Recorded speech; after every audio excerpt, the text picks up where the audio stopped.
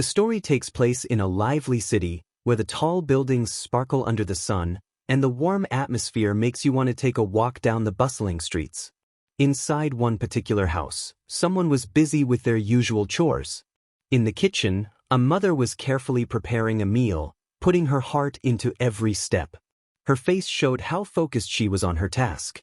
She chopped the vegetables, picking out each one with precision, getting everything ready to make a delicious dish. She picked up a ladle to taste the soup simmering on the stove. After a quick taste, she frowned slightly. Something was missing, maybe a bit more salt or a dash of spice. Without missing a beat, she called out to her daughter, her voice a blend of love and authority. In the background, ᴄᴏ, her blonde daughter, was lifting weights, her strong, toned body a result of her regular workouts. ᴄᴏ was sweating from her morning routine, which included weightlifting and stretching, all part of her dedication to staying in shape. "Can you go wake up your appa?" her mom asked, her tone firm but kind. ᴄᴏ glanced over at her mother, a hint of reluctance in her eyes. Not long after, ᴄᴏ walked into a room with a bright smile, excited to announce that it was time to wake up.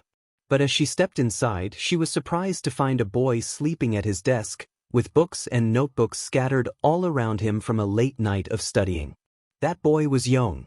ᴄᴏ watched him for a moment, taking in the calmness of his face as he slept. She couldn't help but think how cute he looked, a thought that made her smile to herself. Apparently, she didn't want to interrupt his sleep and just kept watching him, with a mixture of tenderness and admiration, enjoying that moment of tranquility before the day began. Suddenly, ᴄᴏ approached carefully, moving with the same subtlety as a cat, and began touching ᴄᴏ's back. The soft touch of her fingers on his skin provoked a reaction in her own body, making her face turn a deep shade of red as strange feelings welled up inside her. ᴄᴏ continued to touch his back delicately, and feeling braver, she slightly moved her hand to caress ᴄᴏ's face. The texture of his skin and the stillness of his sleeping expression fascinated her, creating a silent connection between the two. The silence enveloped the entire room, wrapping the atmosphere in an almost magical calm, and ᴄᴏ, still blushing, continued to watch her appa's face closely. But suddenly, her expression changed, and with a determined gesture, she grabbed his cheek tightly and told him in a firm tone to wake up, reminding him it was time to go to school. They began arguing loudly, their raised voices filling the space, and the sounds could be heard all the way to the kitchen where the mom was. ᴄᴏ, the protagonist, was upset because the abrupt wake-up had caused him to cramp up in his legs, making him writhe in pain as he tried to get up. ᴄᴏ turned around with a playful smile and asked, "What do you think of my new leggings? Do you like them?" The unexpected question left the protagonist momentarily stunned, not knowing what to respond. However, regaining his composure with a move, he gave her a slap on the butt and with a mischievous smile told her they looked very nice and that they should go eat. ᴄᴏ was taken by surprise by the unexpected response, feeling a tingle run through her body from the unanticipated gesture. Both of them descended from the room with refreshed energy. ᴄᴏ led the way, while ᴄᴏ followed closely behind, their steps lightly echoing on the stairs. When they reached the kitchen, Mom greeted them with a warm smile and asked, "Did you wake up, ᴄᴏ? Still a bit sleepy?" He greeted her with a good morning, then asked if they had slept well. Hearing the concern in ᴄᴏ's voice, Mom looked at him fondly, a slight blush coloring her cheeks. With a soft yet cheerful tone, she mentioned she had prepared silver miso soup for breakfast, a dish that always lifted everyone's spirits. ᴄᴏ was delighted to hear this, knowing that silver miso soup was one of his favorite meals. It had been a year since he'd moved into the house. As he got ready for the day, his thoughts drifted back to his life before the move. He recalled being in his old home, eagerly awaiting the results of his university exams. Then, with a shout of joy, he announced that he had been accepted to a prestigious university in Seoul. His mother and sisters rushed to congratulate him, and with a big smile, he proudly shared that he had placed second in the exam and received a full scholarship. He gleefully added that he had finally fulfilled his promise to move to Seoul and attend one of the top universities in the country. However, his mother, concerned, pointed out that the family's financial situation wasn't great and they wouldn't be able to afford his stay in Seoul. Despite her worries, ᴄᴏ, full of excitement, brushed off her concerns. He was determined to seize the opportunity he had worked so hard to achieve. Days later, Young arrived in Seoul, overwhelmed with amazement at the vast city. As he explored his new environment, a beautiful, curvaceous woman, accompanied by her equally attractive daughter, arrived to pick him up. Young watched them with curiosity, still unsure of what was going on. Just then his phone rang. It was his mother calling. In a worried tone, she explained that Seoul was a large and intimidating city, and it would be difficult for him to live alone. She suggested he reach out to her friend Yuna, who lived nearby and had shared many moments with him when he was younger, to see if she could take him in. Feeling a little embarrassed by the unexpected situation, Young turned to the women and, somewhat shyly, asked if they had known him as a child. The women exchanged silent glances, their eyes full of memories and nostalgia. Young studied them closely, trying to recall any details. Suddenly, a memory began to surface, and he remembered that during a childhood visit to Seoul, his mother's friend had welcomed him warmly. That visit had left a lasting and fond impression on him. The practical mom, not wasting any time, grabbed Young's luggage and firmly told him to come inside, commenting that it was too cold outside. Without further discussion, they guided him into his new home. So, unexpectedly but with warmth, Young found himself living with his mother's friend and her daughter. Now, in the present, Young was enjoying the delicious breakfast that Mom had lovingly prepared. With every bite, he felt grateful for the kindness and hospitality of these women, who had taken him in as if he were part of their family. "Don't you have in-person classes?" Yuna asked, intrigued, though she maintained her composure. Her daughter smiled and replied that even in webtoons, attendance wasn't required. Yuna began to drift into her thoughts, finding the new technologies and methods of studying quite complicated. With a thoughtful expression, she turned to Young and asked how the stew tasted, wondering if he noticed anything unusual about it. Young, always polite, responded that it was delicious, thanking her for every bite. The person in front of Jong was his mother's friend, Aunt Yuna. Although it was a request from a close friend, Young wondered if she owed his mother any favor, trying to understand why she had taken him in so kindly. However, he quickly dismissed that thought, concluding that couldn't be the case and that Aunt Yuna was just a good-hearted person, always willing to help. Well, aside from being kind-hearted, she's also an angel fallen from the sky. Young thought, admiring Yuna's kindness and beauty. An angel, an angel, an angel. The protagonist stammered, his eyes wider than soup plates, unable to look away from Yuna's generous breasts. Unable to resist, the protagonist dove into a sea of fantasies about Yuna, seeing her as beautiful as a spring flower. He drooled, imagining 1,001 scenarios with beautiful Yuna as the star of his thoughts. Neon, sitting right in front of him, noticed within 2 seconds that the protagonist's head was in the clouds.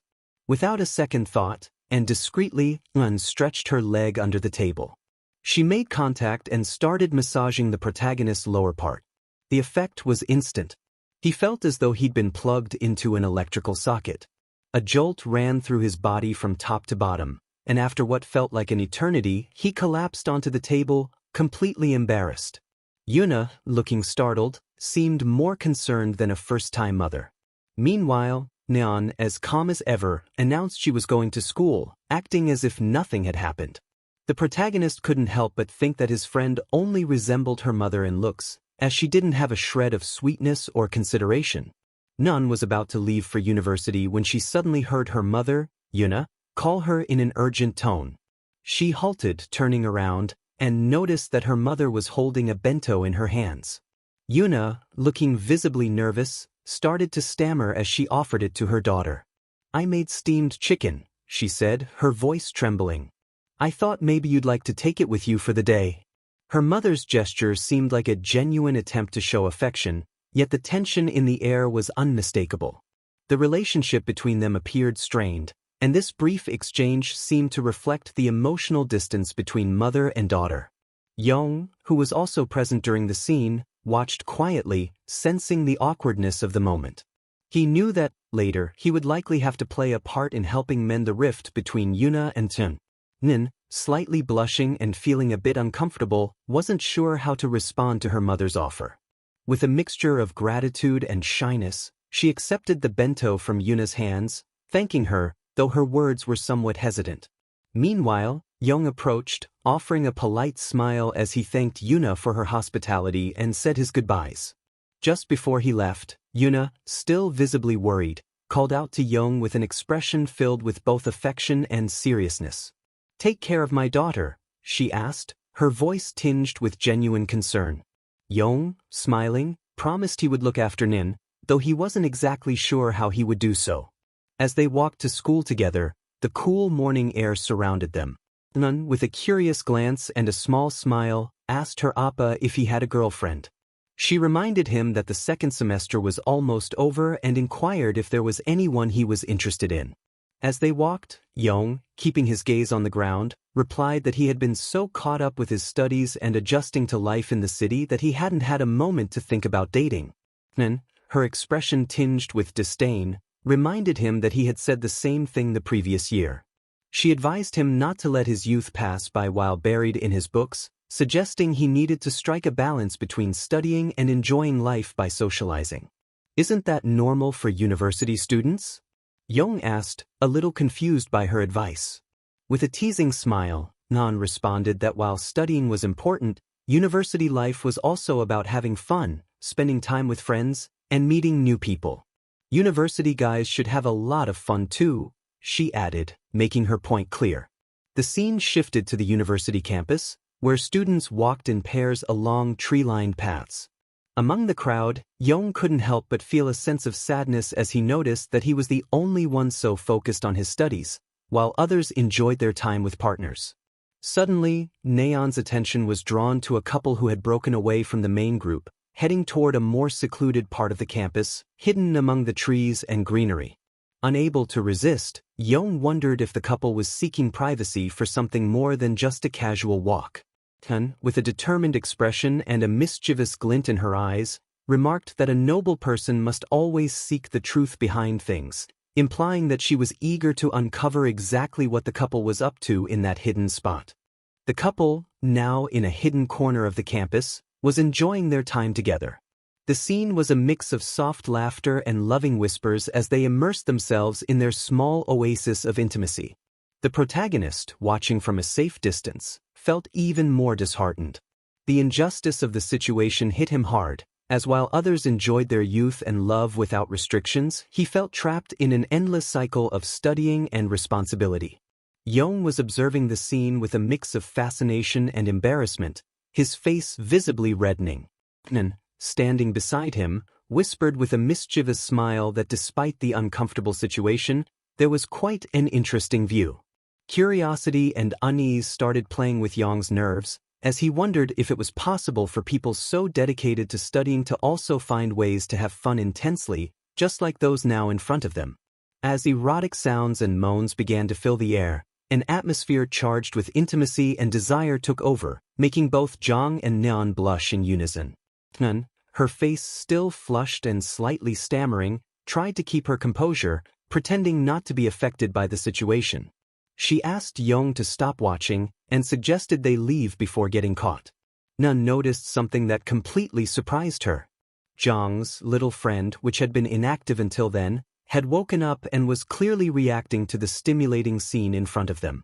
The couple in the corner was so immersed in their activities that the intensity of what they were doing was almost indescribable. Zhang and Nun were left stunned by everything they had witnessed. The scene was far more intense than they had imagined. Later, Zhang and Nan entered their classroom with their cheeks still burning with embarrassment, trying to hide the deep blush that overtook them. They couldn't avoid the awkward silence between them and refrained from mentioning the scene they had witnessed. Thus begins the story of Zhang, a young man who, by a twist of fate and unexpected circumstances, finds himself living in Seoul at the house of his mother's friend. The question arises, will he manage to maintain a calm and orderly life, or will he succumb to the desires and temptations that seem to be part of the dynamic in his new home with the girls living with him? To find out how events will unfold, and which direction Zhang's life will take, you'll need to dive into the reading of this work. The story bears the intriguing title, Secret Your Mom, promising a plot full of surprises and unexpected twists.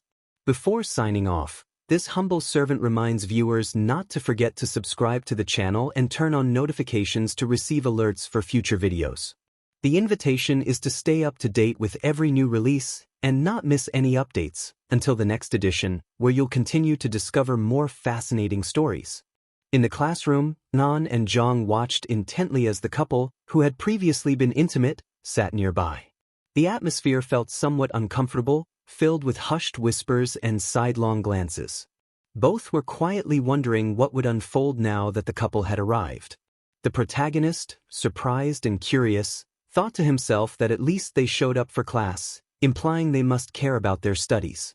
He couldn't quite make sense of the situation, still shocked by their actions. Nun, processing the scene, remarked that she hadn't anticipated anything like this. "I never imagined I'd witness something like this," she said, shaking her head in disbelief. Her voice carried a sense of astonishment, as if she couldn't fully grasp what she was seeing. The protagonist, both curious and confused, asked, "What did you expect to see?"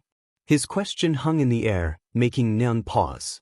Blushing slightly, Nan admitted she had only anticipated a kiss, not the more intimate display. "I didn't expect to see people doing that," she added, her voice barely audible. Her cheeks flushed with embarrassment, and she added that it felt odd for them to behave that way in a classroom. "I won't be able to stop thinking about the class president today," she murmured, almost to herself, as she tried to process the scene. Out of nowhere, a classmate shouted from the back of the room, "Don't talk so loud." The unexpected interruption caused the protagonist and Neon to flinch, their hearts racing from the sudden shock. Jong, attempting to lighten the mood, told Nun not to be so upset, joking that after all, that's just how people come into the world. However, his attempt at humor didn't seem to have the desired effect. In that moment, the protagonist felt a strange rush of thoughts invade his mind, almost as if an idea had suddenly taken root. He pictured Juna telling him about her wedding troubles and asking him to have a child with her. The scene played out vividly in his mind, and he found himself wondering if he was truly prepared for such a responsibility. Blushing deeply, he quickly apologized to Nun for sharing such thoughts, his voice shaking slightly from embarrassment and regret. Meanwhile, Nun looked around cautiously and noticed several other couples in the room. This made her start to worry about what others might think of her and Jong being together. Feeling a bit self-conscious, her cheeks flushed a gentle pink. Nervously, she muttered to Jong that if they stayed close, people would assume they were dating. It was a real concern for her. The protagonist, eager to change the subject, quickly told her to stop thinking about such things and focus on taking notes so she wouldn't end up needing to ask him for them later. He was trying to redirect the conversation to something more practical and less awkward. While the teacher was delivering her lecture, she noticed the protagonist and his friend talking and called them out, her voice ringing through the classroom, causing both of them to feel embarrassed and quickly focus on the lesson. "Nin, come see me after class," the teacher called out, her words drawing everyone's attention. Later, Nan found herself complaining to the teacher about being tasked with carrying boxes, arguing that it felt unfair, especially to women, her voice a mix of frustration and fatigue. ᴄᴏᴘᴘ, observing the situation, silently wondered how the boxes could possibly feel heavy for her, given that she lifted weights every morning. The teacher sighed deeply, then, with a serious expression, remarked that their mothers would be proud of them, adding, "How can you be so arrogant?"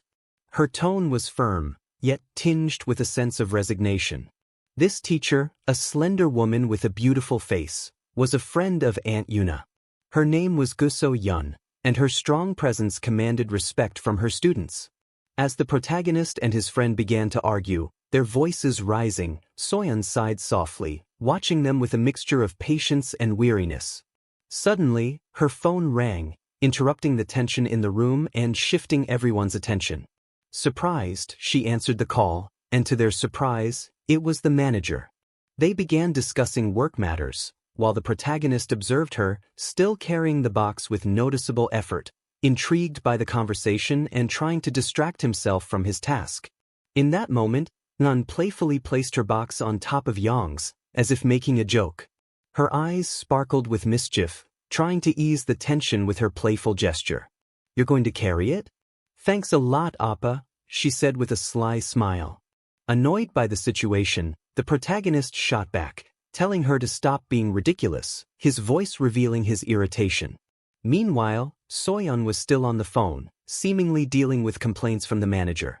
Her expression grew tense, and her voice became more serious as she looked down and sighed deeply, trying to regain her composure. It was clear that the conversation was taking a toll on her. Turning to the protagonist, who was struggling with 2 boxes, she asked, "What happened to Nin? Where did she go?" Her voice carried a mix of curiosity and concern. Noticing the protagonist's difficulty, Soyeon stepped forward to help him carry the boxes, thinking they were too heavy for him to manage alone. Her actions conveyed both understanding and support. "What was that long sigh about?" the protagonist asked, wanting to understand what had caused her to react so strongly. His question seemed to seek a connection, trying to uncover the cause of her distress. Soyeon apologized, and with a soft, sad tone, she revealed that she had been fired. Her words felt heavy, clearly reflecting the shock and disappointment she felt. She added that starting next semester, she wouldn't be teaching anymore, leaving the protagonist both surprised and concerned about her future. Soyeon let out a deep sigh and remarked that it was truly unfortunate to have been dismissed, her eyes reflecting both sadness and a sense of resigned acceptance. The protagonist, wanting to offer his support, spoke up, saying that it must be really difficult for her, apologizing for not knowing how to make her feel better. His voice showed a genuine desire to comfort her. Soyeon smiled faintly and thanked him for his kindness, appreciating his attempt to console her. With newfound resolve, she dropped the boxes to the floor and boldly declared that she no longer cared about being fired, her tone shifting to one of defiance, as if ready to confront the situation head-on. "Hey, handsome student, want to have a drink with me?" Sun suddenly asked, a playful smile tugging at her lips. Her invitation broke the tension, leaving the protagonist both confused and intrigued by the unexpected offer. Blushing slightly, a mix of nervousness and curiosity in his voice, he agreed, his mind swirling with questions as his heart raced, unsure of what he was getting into. Soyeon, clearly delighted, responded with enthusiasm, declaring that she wouldn't take him back. Her energy was contagious, even though the protagonist was still processing the unexpected turn of events. Later, they were both in a car, the atmosphere charged with tension and anticipation, with the vehicle parked in a secluded spot. The protagonist was lying back in the seat, completely flushed and unable to believe what was happening before his eyes. Everything felt surreal, as if he were living a strange dream. Above him was Soyeon, undressing slowly, her movements deliberate and assured as she asked the protagonist to go through with it. The scene was intense and charged with emotion, leaving the protagonist speechless, completely absorbed in the moment. The liquor store owner bid the protagonist and his companion farewell, advising them to be careful, his tone laced with concern as he noted the state the teacher was in. Yang was holding his teacher, trying to keep her from falling to the ground. He held her firmly, struggling to support her as Soyeon, completely drunk, couldn't stand on her own. Yang helped her walk, worried about her state and making sure she wouldn't get hurt. As he watched Soyeon appear to fall asleep, Yang questioned what he should do in situations like that. He recalled that he was trying to cheer his teacher up, that was his main goal, although the circumstances had taken an unexpected turn. Upon learning that the protagonist couldn't drink, Soyeon burst into laughter, her laughter contagious but also revealing her altered state. "Humans are like this, you'll have to manage your loneliness for the rest of your life," Soyeon said amid laughter, her tone blending amusement with a hint of mockery. She added playfully that when he went on a date and got action, he'd forget things for a while. Her words were direct and filled with innuendo. The protagonist, his face flushed, nervously asked if he should really be hearing things like that. His voice trembled slightly, showing his discomfort and surprise at Soyeon's comments. A bit irritated, Soyeon told him not to be embarrassed and pointed out that he was a man who had never been in a relationship. She told him he should go out more while he was still young, or he'd regret it later. Her words were a mix of advice and gentle reproach, as if imparting a life lesson. The protagonist, slightly calmer, listened carefully and responded that he would follow her advice. His voice was more composed, showing respect for her perspective. Professor Gu Soyeon, not Aunt Soyeon, held an important place in his life, being closely tied to both his mother and Aunt Yuna. Their connection went beyond just school. They had been childhood friends, a bond that had lasted for years. The protagonist had often heard stories of their travels together, though he didn't recall every detail. He knew those experiences were meaningful to them. With a firm tone, Jang told his teacher that she had drunk enough, trying to limit her intake out of concern for her well-being. Before leaving, the protagonist and Soyeon shared a toast with soju, marking a meaningful end to an emotionally charged night. Jang didn't enjoy the taste, finding it rather dull, but he chose not to voice his displeasure, wanting to maintain peace. As he looked ahead, he was taken aback to see his teacher asleep at the table. The sight was almost humorous, yet it also raised concerns about Soyeon's condition. Returning to the present, the protagonist had helped Soyeon into her car, finding himself in a fragile situation as he tried to manage everything carefully. He was on the phone, telling someone about a nearby convenience store and their location in the parking lot. His words were measured, focused on finding a solution for Soyeon's condition and keeping things under control. After hanging up, he reflected on what he had requested and whether they would be all right. His mind was clouded with doubt and uncertainty as he hoped everything would go smoothly. Soyeon woke up, still slightly tipsy, and noticed Jang standing outside the car. Her eyes barely opened, but she saw his figure in the dark. "What are you doing standing there?" she mumbled sleepily. Jang explained that he was waiting for the replacement driver. His response was short and to the point, clarifying why he was outside. Soyeon insisted he get in the car with her, her voice firm, not wanting to be alone in that moment. The protagonist, slightly embarrassed, assured Soyeon that everything was fine and told her not to worry, attempting to soothe her. "Do you want to make me feel bad?" Soyeon asked, her voice tinged with frustration and vulnerability. Jang, feeling he had no choice, accepted her invitation and climbed into the car, uncomfortable yet determined to stay by her side. He settled in, and unexpectedly, Soyeon rested her head on his lap. Taken aback by her sudden move, Jang wasn't sure how to respond, his mind racing with questions.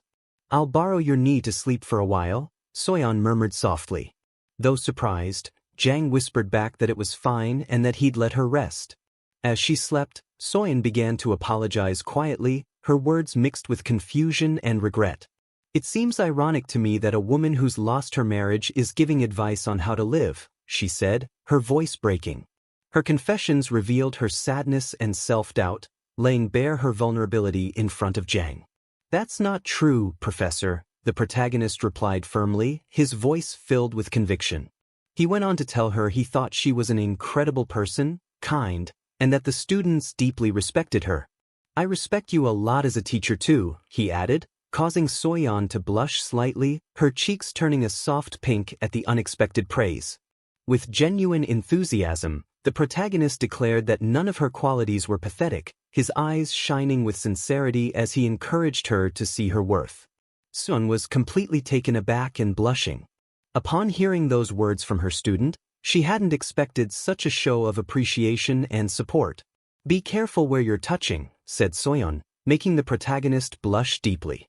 He quickly pulled his hand back and began apologizing for everything. His words rushed as he tried to make up for any discomfort caused. In his sudden movement, his head hit the roof of the car. The impact was unexpected and painful, pulling a groan of pain from him. He was completely sore, and Soyeon noted he seemed very confused, her tone filled with concern as she observed his reaction carefully. "Is Jang still a baby?"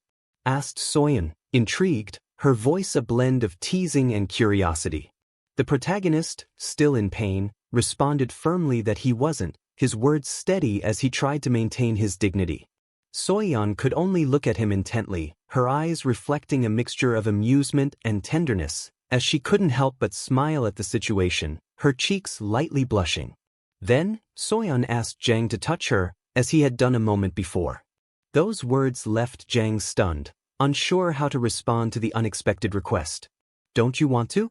asked Soyeon, her tone mixing curiosity and challenge. When he didn't respond, she took Jang's hand and gently placed it on her chest, her heart beating quickly under his palm.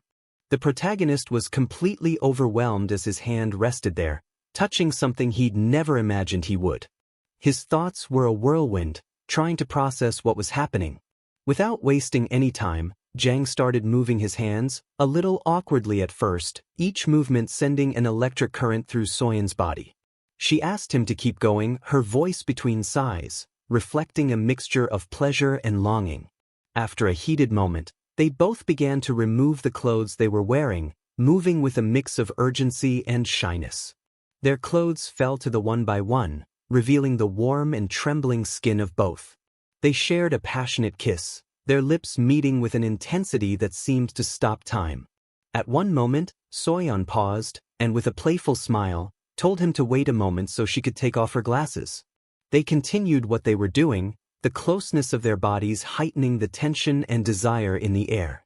In the midst of their passion, Soon paused and asked, "Was that your first kiss? I've shared so many of your first experiences today." Her voice held a mix of curiosity and pride, aware that she had been a part of these special moments with him. After that tender exchange, Soyeon, her tone gentle, gazed at Jason and asked if she could have him, her words hinting at her gratitude for his understanding and patience. Her eyes conveyed a blend of affection and longing, and the air between them was thick with intimacy. Jang, still a little disoriented by the intensity of the moment, took a moment to process her question.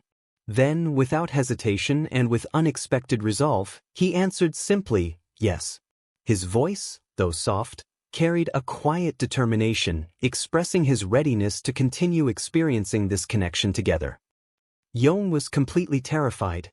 Fear ran through his body, and despite his attempts to stay calm, he didn't know what to do in this situation. His hands shook slightly, and his breathing was somewhat irregular. Everything around him felt too tense, and uncertainty clouded his thoughts. Suddenly, Soyeon, with a smile that seemed full of confidence, indicated that he should remove his clothes so they could enjoy themselves, she said with a softness that contrasted with Young's internal chaos. But just before he began undressing, Soyeon, with slow assured movements, approached him and started touching him. Her hands were warm, and the simple touch made Young's body tense up even more. Gently, Soyeon asked him to lie down. Her voice was calm, as if there was no rush at all. Then, with an almost playful smile, she asked him to open his legs slightly so she could get more comfortable.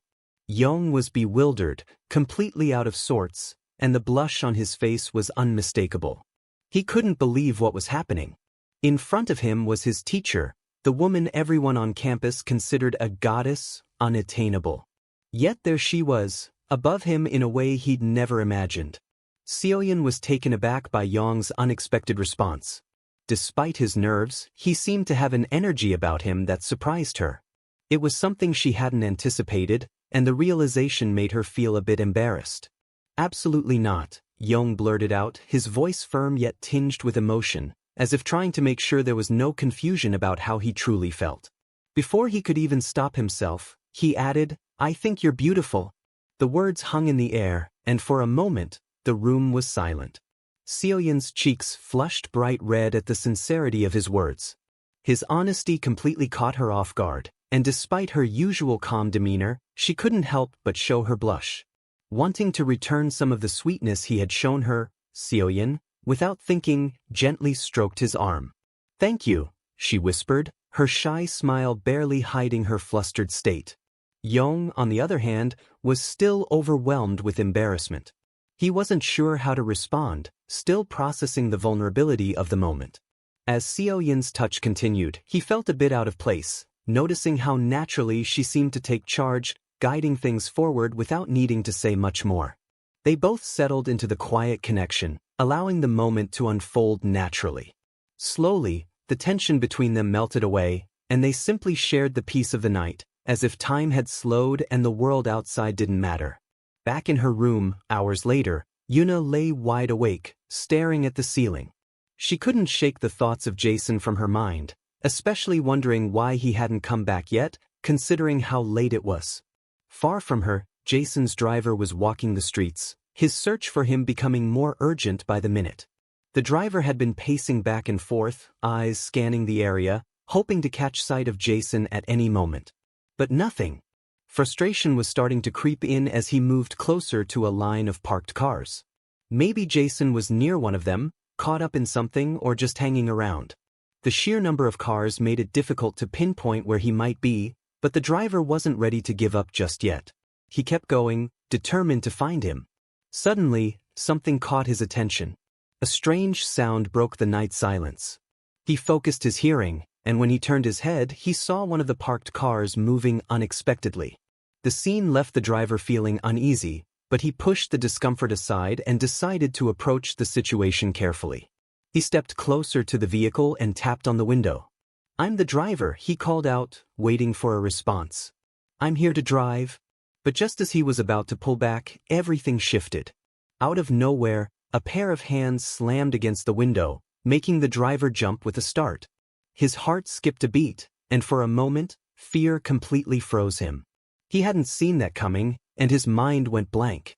Then, faint muffled sounds began to seep through the car, soft but distinct enough to break the quiet of the night. The driver stood still for a moment, trying to make sense of what he was hearing. With a frustrated sigh, he turned away, muttering curses under his breath. "How shameless can they be, doing that here?" he thought, clearly irritated. His patience was running thin. He couldn't believe Yang had dragged him into this situation. Hours dragged on, and eventually, the first rays of sunlight began to break through the horizon. Inside the car, Soyeon and Yang were still sound asleep, wrapped in each other's arms, completely drained after a long night spent together. "Miss Soyeon, thank you so much for your kindness," Yang mumbled sleepily, his voice soft yet filled with genuine gratitude. The words came out almost reflexively, as if it was the most natural thing to say. But a small voice inside him whispered that it might not have been the best way to start the conversation. Sin, half awake, flashed him a playful smile and gently tapped his forehead. "Don't you dare greet me like that," she teased, her tone carrying a hint of authority that slipped through despite her usual playful demeanor as a teacher. Yang, genuinely curious, tilted his head. "Then how should I?" he asked, intrigued by the little game she seemed to be playing. Leaning in slightly, Sun whispered in a soft but firm voice, "You should tell me it was nice working out with me." Her words eased the tension, as if the entire night had been part of something shared between the two of them. It wasn't just an experience, it was their experience. Before pulling away, Soyeon gave him one last smile and a wink, signaling that everything between them should stay between them. No need for words, but the unspoken message was crystal clear. What had happened was a secret, and it would stay that way.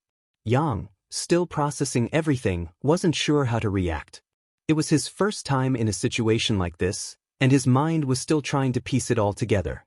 Later, back at home, Yang knelt before Yuna, his hand raised in surrender.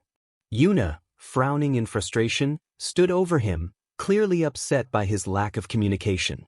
"What were you doing yesterday, to be coming back at this hour?" she demanded, her voice thick with disapproval. Yang felt a knot form in his stomach. He struggled to find the right words to explain himself. How could he possibly tell his aunt that he had to keep his teacher's secret? He couldn't. But lying to her didn't sit right, either. The weight of the situation felt suffocating, and for a moment, he wasn't sure how to move forward. Yuna continued to reprimand him, her tone firm and unwavering, showing no signs of letting up. Meanwhile, Neon, watching from the side, couldn't hide the satisfaction on her face. She seemed to take pleasure in seeing Jason squirm, struggling to justify his actions. Jong fumbled for words, his mind still spinning with the memories of the night before, leaving him speechless once again. His face flushed, the heat rising as his cheeks turned pink, betraying the thoughts swirling in his head. Unable to maintain eye contact with Yuna, he quickly turned his head to the side, trying to avoid the sharpness of her gaze. "Can Jong, put those arms down," Yuna said with a sigh, clearly trying to keep her patience intact. "Look, I know you're not one to do anything foolish when you go out, so I won't pressure you any further. But if you're not coming back on time, at least send me a message." Jong felt a mixture of relief and guilt wash over him. He regretted making her worry, and in a quiet, apologetic voice, he promised to text her next time. Yuna, now calmer, nodded and offered him a small, understanding smile. "All right, I'll stop scolding you," she said, her tone softening. "But from now on, let's keep in better communication, okay?" Seeing the understanding in her eyes, Jong felt the tension in his shoulders slowly fade, and a smile of gratitude appeared on his face. "Have you eaten breakfast?" Yuna asked, her voice laced with concern, as if she couldn't help but check in on him after everything. When Jong shook his head, Yuna didn't hesitate for a moment. She made her way to the kitchen, determined to prepare something for him. "I made some ramen this morning. Would you like to try it?" she offered, setting a steaming bowl in front of him. The rich aroma filled the room, though the smell was a little stronger than usual. Turning toward her daughter, who was standing in the doorway watching the scene, Yuna asked, "Would you like some too?" But her daughter quickly stepped aside, clearly uncomfortable with the idea of eating her mother's cooking.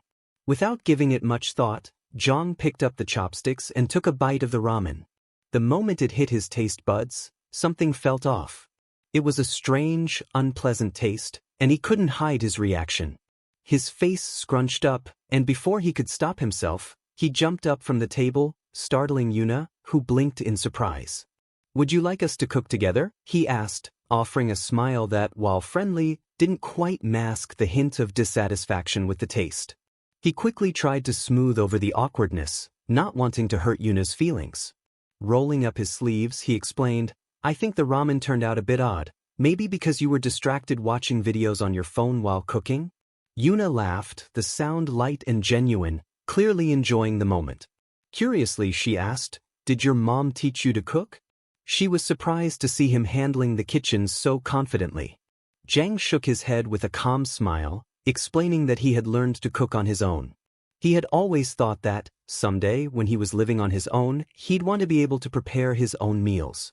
Once they were done cooking, Yang served Yuna a portion of what he had prepared. With a satisfied expression, he asked, "Do you want to try it?" Yuna took a spoonful, and the moment the flavor touched her tongue, a broad smile spread across her face. It was the first time she had tasted something so delicious, and she couldn't hide her joy. Her eyes sparkled, and she let out a delighted giggle, savoring every bite. "This is delicious," she exclaimed, practically glowing with happiness. "I don't know how you did it, but this tastes completely different from what I made. Much better." With a knowing smile, Yuna stepped closer to Yang, her voice soft and tender. "Did you know that Neon has been happier since you arrived?" she whispered. "I'm so grateful that the house feels so full of life now, thanks to you." Her expression softened, and she gently took Jason's hand in hers. "Jason, thank you so much for coming to live here. You've really made us so happy," she said, her eyes warm and sincere. The young man felt his cheeks flush, a wave of warmth spreading through him at the contact of Yuna's hand. He wasn't quite sure how to respond, feeling both grateful and a bit overwhelmed by her kindness.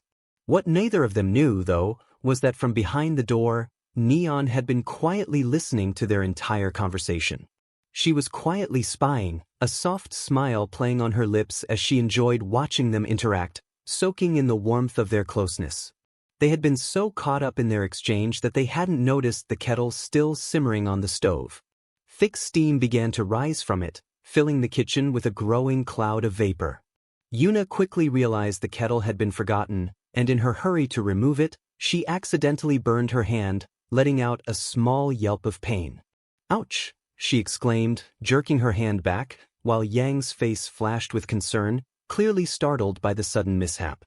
In her panic, Yuna lost her balance and began to fall toward the floor, but Yang, reacting instinctively, rushed forward and managed to cushion her fall just in time. They both ended up on the floor, breathing a sigh of relief that the situation hadn't turned worse.